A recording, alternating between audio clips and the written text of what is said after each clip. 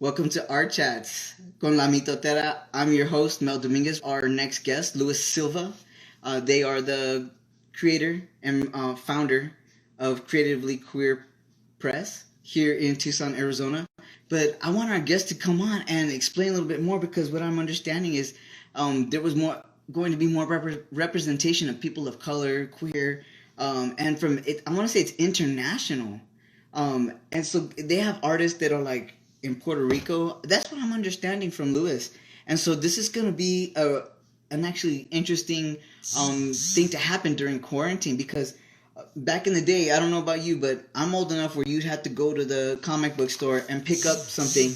You'd actually have to walk in there and hand them cash money and get your comic book.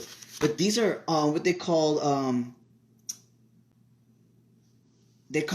like web comics, so they're just online, and so that's super cool because now, I mean, now you don't gotta walk so far. I used to walk at least 2 miles to get to my comic book location, and that was always like a thing. I would always save money to try to go and get comics because I was into it. I'm an artist, I'm an illustrator, and you know what, we feed off of stories. So in looking at other people's stories, there's just so many stories to be told from the Latinx community, and so that's why this interview is pretty important to me because they're actually putting it together and they're making it happen.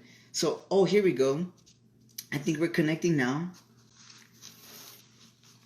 and so our next guest, Silva, founder and creator of Creatively Queer Press.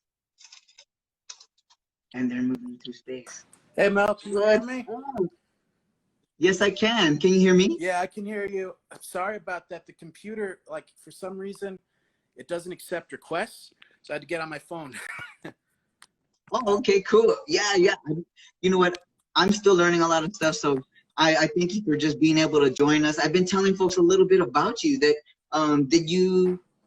What made you come up with an idea of Creatively Queer Press? How did this get started? So I started it because I wanted to, get some more representation in like the industry. I kind of went to like Comic Cons when I was young here in town and like in California over at San Diego and stuff. And I just like loved the creation, but there was just like not a lot of representation. It was a lot of white guys, and I just, I want to make stories that represent me. And, that was like kind of the genesis of it. And I, kind of went around like the country, the West Coast, just like learning about comics and stuff. And I decided to make a business like 2 years ago. And then, that's. So you went and did some of this traveling over in Portland. Yeah. So when Portland, I moved there because that's a comics town and there's a lot of comics writers. And I would sneak into the Portland State University for like the lectures on the on comics making and stuff like that with Brian Michael Bendis and David Walker. And Brian's actually the guy who made Miles Morales. Oh, very cool. Yeah, so I learned under him how to make comics and stuff like that. And yeah, he's got a book, and it's a really good book. And I love that because you're absolutely correct. When I was a youth and I went to one of the Comic Cons at the Los Angeles Public Library, you're right. The representation, it was either if you were a person of color, you might be the bad guy in the story. Yeah, yeah. Usually it's like a gangster or something, or like a cartel dude. Right. Yeah. And so now this turnaround where you're like, okay, we're gonna put this together, and there's Andres. Yeah, Andres V. Bravo and Joel Blott. Yeah. They're the two people. So you all help him put the comic together, but he's also an illustrator too, right? Yeah, they're both illustrators and editors. They do a lot of like formatting for the books and stuff like that, and yeah, so like it's pretty cool. Yeah, so they just like make stuff. Well, we're working on like comics together and like editing like other people's work into anthologies. That's for like our two main projects right now. The first one's Cuentos. Yeah. Yes, Cuentos. Yeah. Tell us about it, please. Yeah, so it was it's this anthology for like Latin American folklore, and redone by like modern like Chicano or, like international, like pan Latin American artists. We have like artists from like the Philippines who did some stuff for like the, Philippine monsters, because, that's part of like the Spanish Empire. So they speak Spanish there too and stuff like that. So, but yeah, No, they feel like brothers and sisters, though. yeah, they're like our cousins, our cousins over in like Asia. Yeah, absolutely. But that's what I thought was interesting is that this books is like you got international artists. They're like working all over, right? Yeah, exactly. We had an artist from Spain. We had an artist from like Monterrey, Mexico, the Dominican, and the DR, and No, I like the one the one illustration about La Llorona yeah, that was by yeah, by Andrea Rosales. that was the first one that we had for this anthology. It inspired it actually, and yeah, it was just like this really cool piece where La Llorona is just like in an arroyo, and she's like what's the word, like weeping over her lost children, but in the background you see an ice vehicle like taking her children away, and I thought that was a really cool like modern take on it. So I just thought, what if like we did that for like other creatures from Latin American mythology, ghosts and stuff. Oh my God. And see, that's awesome because it's true. Those are the stories that come from our culture. Yeah. And to take leadership on that, that's super powerful. Cause I mean, like we were talking about some of these things, because like you, for the comic book stuff, you go as far as, what is it, Austin, Texas? Yeah. I went to Austin for Latino Comic Con, or one of them. There's like a few. I can't remember which one specifically this one was, but yeah, we drove from Tucson all the way to Austin, and that was a fun trip. Right, because you mentioned that sundown town. Yeah, sundown sound. So we drove through the backwoods, and there's some places in the South that aren't very welcoming of people of color after town or after sundown. And if you drive in, a car pulls up behind you. It follows you all across town until you leave, and then it stops when it hits the town limits, and then it goes back. But it's really creepy, and that it's just like these all-white towns that they don't want outsiders in. It's really weird. And they still exist, Well, it's creepy to even hear you say that. I'm like, oh my God, because you actually lived. Yeah, and it was like one time it was a cop car, another time it happened 3 times, so 3 towns, and there like 2 times it was a cop car, then the other one was just a random weirdo, and See, and for me, that all makes good for good stories. You know what I mean? Exactly. I want to make. So, which is the best? Was it? Which is the best Latinx like Comic Con? Like, which one do you think is the best one? Oh, well, that's like the tricky one because I've only been to the one in Austin, and there's like others in El Paso and like San Diego. I really want to go to the San Diego one though, because it happens when the big one happens. The San Diego Comic Con happens. It's just down the street, and it's like so it's like just like it's really funny to me that happens down the street. Right? No, but it's cool at the same time because you're. I don't know about you, but do you collect comics? Yeah, I do. It's mostly like the collected editions. The rare stuff that you can't find online. So yeah. Oh, that's good, dude. I was looking through my comic collection because I was like, oh man, what can I show Luis? And I just have the most random stuff. I showed some people earlier, but this one we'll talk about later. But it came in a paper bag. Oh, cool. Colt 45. Oh, what is that? Yeah, and it has a comic about Colt 45. I was like, Colt 45? Hell yeah. Oh, that's cool. Is that like is that the same brand that Billy D had a commercial for? Yeah. Oh yeah. Colt 45. Yep. Right.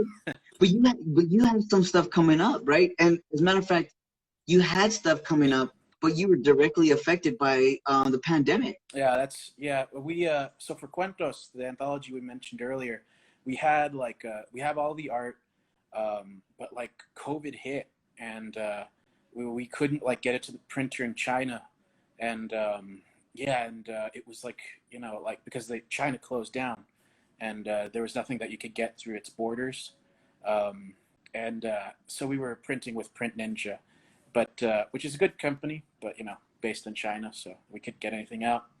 And And it sounds dope. Print Ninja, damn. yeah, yeah, they send you a little sword with every purchase. It's weird. And Oh my god, I'm gonna start printing with Print Ninja. yeah, this is like tiny letter opener, but That's dope. it's pretty cute. But yeah, and yeah, we couldn't like do it like get our stuff out, and so we started to edit the book some more, and just like started to like make it look better. And then one of our members, or one of the artists we worked with, passed away. Christopher Martinez. He had cancer, and he did pass. And yeah, so we edited the book to have a memorial section for him. And he was a cool guy. He was like one of my favorite artists. He did a lot of 50s style, like movie monster stuff. Like if you look up like the poster for them, or the giant tarantula, that's the type of stuff he draw. Oh man, but he didn't pass because of COVID. He passed because of something else, right? Yeah, it was just the cancer he had. As far as I can tell, it wasn't COVID related, but yeah, it was definitely the cancer. Yeah, and these times are hard because they're really not allowing anybody to really gather in more than 10. Yeah. And to lose somebody at that same time. I'm so sorry, my guard dogs are still on guard. People are still popping fireworks. I'm all, give me a break. Yeah, yeah, that's happening with my cats too. Let me show you. Like, she's over there. You see her? Oh, she's listening to the conversation. And yeah, but no, I feel that with the fireworks. Do you see that footage of like LA, just like fireworks everywhere? Oh yeah. You know what though? I wanted fireworks in March. And because my whole being an American citizen is so conflicted right now at this very moment in time. And I mean, as visual documentarians that love story, a lot of this is really juicy story for all of us that we can go either fiction or nonfiction. Oh, right? Exactly. You know what I'm saying? It's really a tough time, but because of this delay, it actually, to me, it's very exciting because now you get to promote the hell out of it. And if folks want to see or purchase this cuentos, well, wait a minute, you do this online, right? Yeah, we are going to have a digital version available soon. And then we're also going to get the book printed out pretty quickly because China's reopening. So, yeah, so it's going to be ready in like, a few, like a little bit. I mean, I'm excited for you.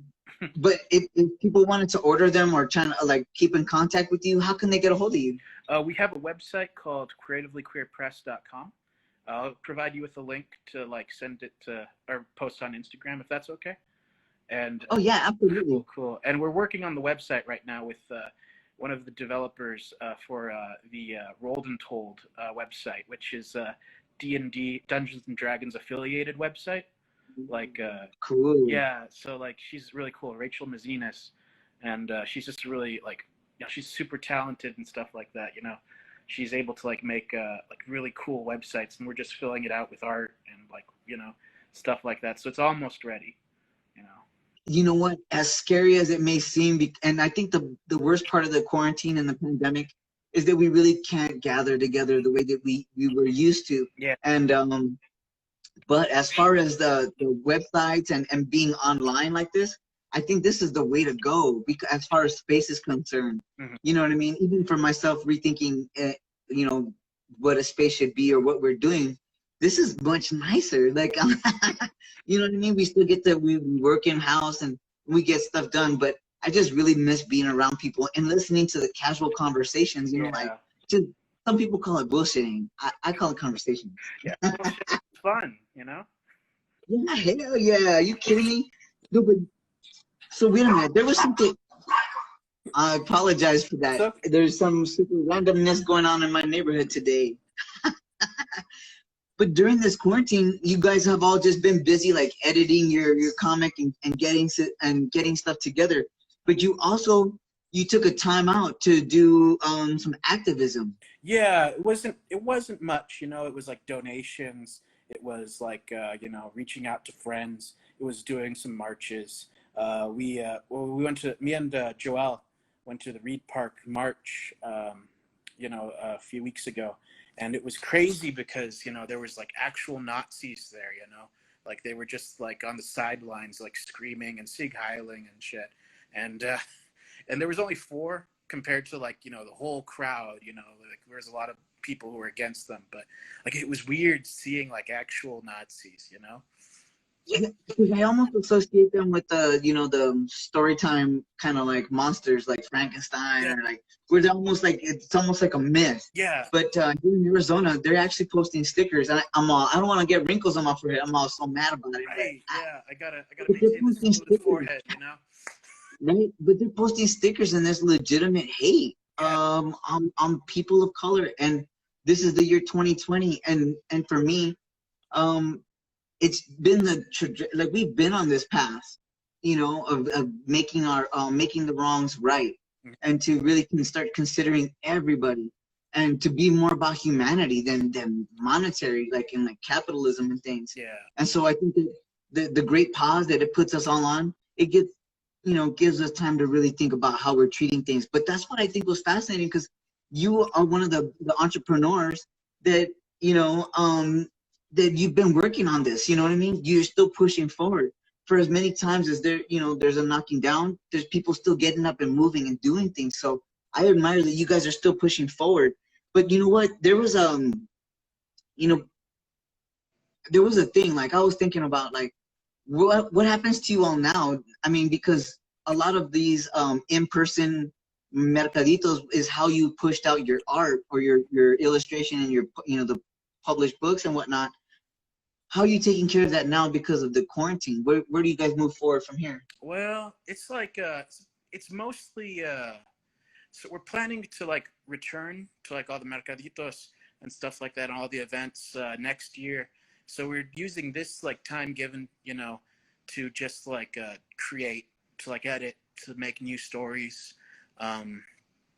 We've it's we keep having to like restructure, but we like have like a system now, I think, and because like we expected it to be this year, but all of the Comic Cons got canceled, like every last one, it seems. Yeah, to like next year at the least, at the latest, or at the earliest, I mean. See, and for me, at the same time, it gives you a chance to save money, all that, for all these events you were actually going to participate in. Mm-hmm. And then you could gamble hard when you got it, you know what I mean? Yeah. But you were working on something called Slay. Yeah. So. Can you tell us about that? Yeah, it's so it's this new project. It's like what do you call it? One of those gag-a-day type deals, like Garfield or something, but better. It's better than Garfield, I promise. And it's like a joke comic where there's like one like joke a day, and there's basically, it's about these 2 like monster hunters in Southern California in the 1980s. Paciencia and Dev, and they're like Chicano and Chicanx monster hunters, and they're like Buffy, but like not white. And Yeah. and they like just hunt monsters, werewolves and stuff like that. And we got really talented artists working on it. It's Andres, who's like doing stuff, and like Joel's gonna be doing lettering and also line art, I think. Don't quote me on that because I can't remember like which ones, like what parts of the process it all is. But yeah, we have some art of that on Andres's Instagram page, like some concept art for Dev and Paciencia, and I love that name, Paciencia. Right? I know. Hey, there was something else you were working on too, though. It was a new release, a comic novel, The Tales of the Unlikely. Tales of the Unlikely. I'm really excited for that one. It's written by my friend Aaron Segman, and it's like based off of ideas that I had of just like really weird stuff. Like we're working on like a story where the internet gets pulled over by like driving a car, and he's pulled over by a cop. He uses the internet to like get out of it, like Twitter and stuff. And then another one's like Tiger King, but with fat velociraptors and stuff like that. And it's weird stuff where we could just like work out, or like, I don't know, just like the weird ideas we've got. And we hire like an artist for each story to like do one image that represents the story. And it's just, it's been fun. and it just got released on Yeah. Tapas yesterday, so y'all should check it out. Hell yeah, I'm excited because I love that. That's what makes me intrigued, like to go read the comic. She's like, what? A robot gets stopped by a cop? Like, Yeah. like that's dope, man. Like, I don't know, all of that interests me, and I was just thinking, with all the different comics that you know of, and that because when you start doing comics, it's like you've grown up doing research. Yeah. You know what you love and the style and the feel. Well, which out of all these movies can you mention that you think was the best comic to movie transition? Like, so I got a few. Yeah, I got a few. I know, right? Yeah. The first one I recommend is Sin City by Robert Rodriguez. Like, just because, like, that's like, the perfect like comic to movie translation. The movie looks like a comic, and it's like written by and not drawn. Let's see, like I'm already conflating the two, but it's directed by like Latino like director, and he's like he did Spy Kids, Machete, all that stuff I grew up with. And I'm just like, oh, Sin City's good. It's like it's a comic book movie, and imagine what his storybook collection would be, like the story drawings. Yeah, no. Oh my God. Yeah, like it's really cool. Like I'm sure it looks great, and like, like I want to see it again. I mean, those are one of the ones that you could watch again and again because of the impact you get from that imagery, yeah, and the storyline. And they keep you. And the thing is like it's almost like that's a director's eye view, of how they see and how the perspective in the story and what they're giving you to see, and which I like so much, like Into the Spider-Verse. Into the Spider-Verse, yeah, that was the second one I was gonna mention, and that's like that's an even better one because that's just like, oh, what's the word, like it looks better than the comics, but it pulls from like all the comics, so that's why it looks really good.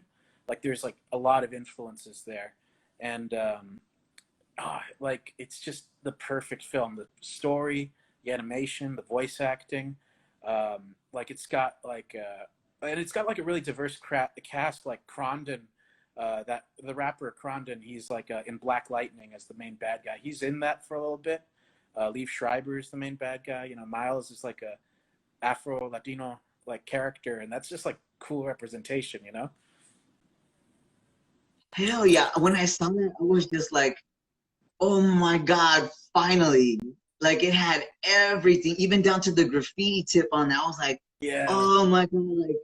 Like so for the kids who are just watching that now, oh man, it's a blast for you. yeah. But you know what? Do you have anything that of your artwork that's like nearby that you can share with the folks here online?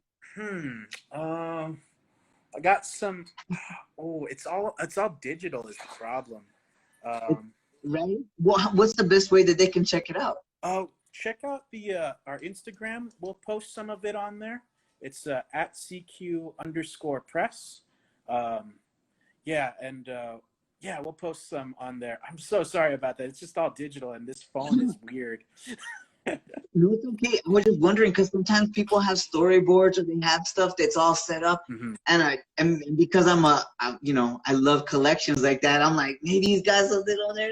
Oh yeah. No, but I think I was talking to you. Oh, I might. Oh, you might.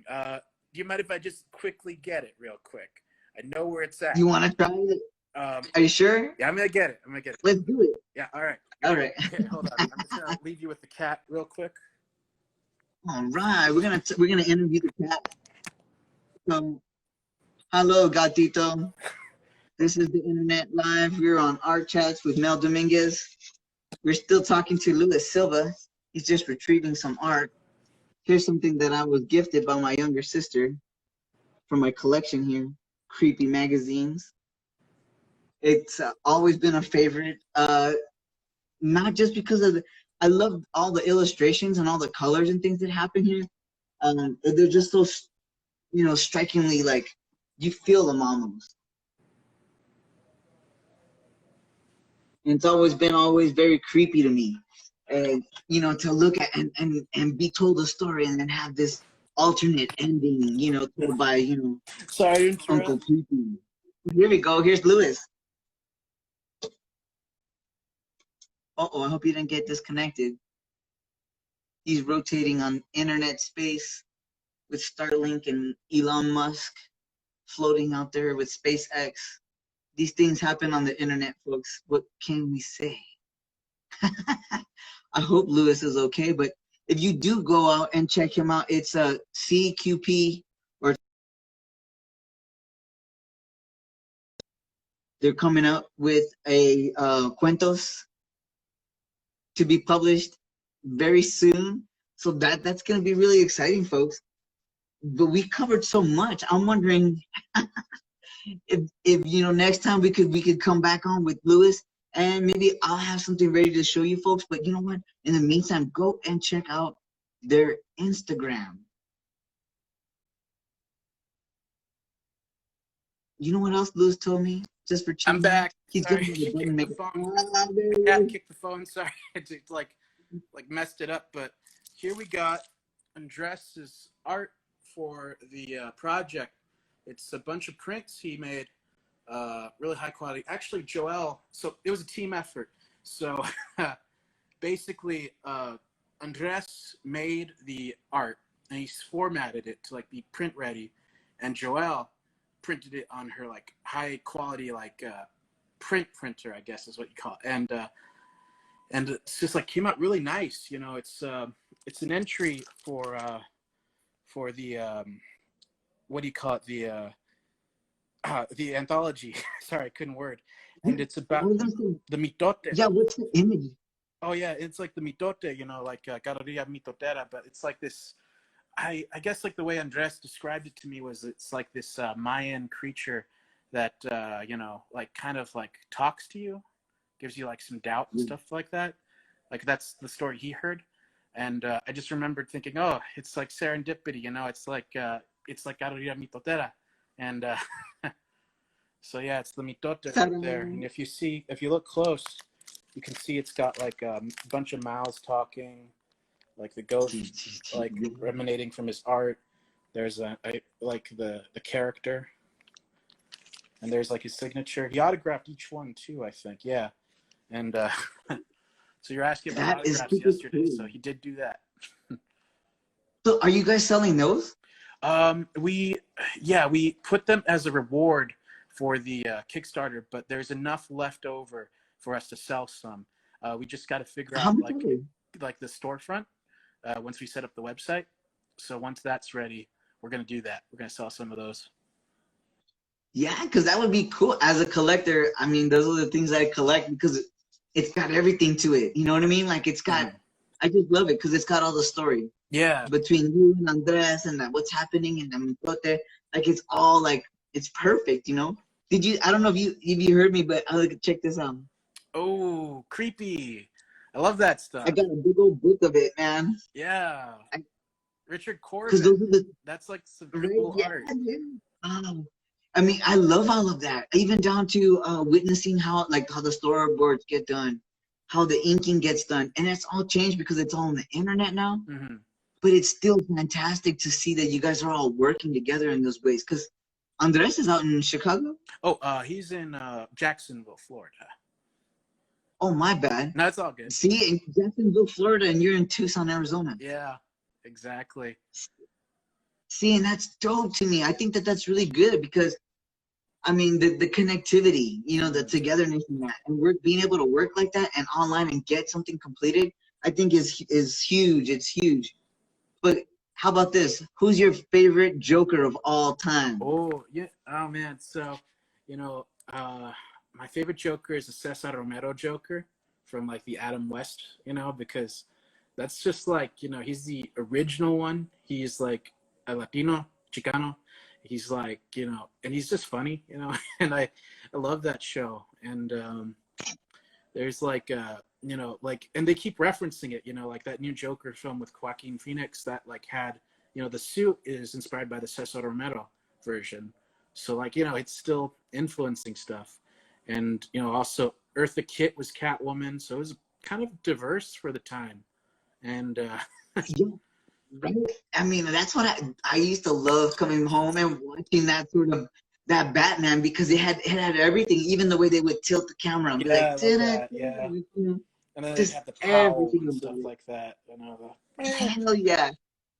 Really, to be honest with you, I like that much better than the Superman version on television. Like, I couldn't yeah, watch Superman. yeah, that was, I like Superman because he's like the original immigrant, and like from like Planet Krypton. And there's actually a movie called Justice League Gods and Monsters where they make him Latino, and he crash lands on the border, and he's found by like a group of migrants, and they take him in, and he like is raised in like the farmlands, and he like takes down crop dusters who are pouring poison over the people and stuff like that. It's kind of really cool. And What's it called again? Gods and Monsters, Justice League Gods and Monsters. And That's dope. yeah, and Batman's a vampire in it, and Wonder Woman's an alien, so it's like really cool. Is she still hot? And I'm gonna. Always, Mel, always. Uh-oh, I'm on trouble now. But you know what? I love talking to other artists, folks, friends out there listening. Please check out Creatively Queer Press. You're gonna be coming out with cuentos pretty soon, and I hope we keep in touch, and we'll post that up when that happens, because we want to support you as much as possible, because I think that the stories that you're starting to tell and are happening, I love it. And I'm super interested hell yeah. I'm interested to see where it goes from here, and to get more of these young readers interested in these types of stories, because then they can begin to see themselves within those stories, or even working with those stories. So thank you so much for leading the way in that form. I think that sometimes people think that that a lot of the activism happens on the streets, like protesting, and a lot of times for me, this is the activism that works best, and that is taking up that space. Yeah, you know what I'm saying? Like, exactly. so I'm proud of you, and I want to thank you so much for taking time with us. But I want to thank you again, and we'll see you again soon when this gets published. Absolutely. I'm gonna let you see the dogs and stuff, so you can say goodbye to them. It's a cat. Okay. Cat, the dog. I call them the black and white gang.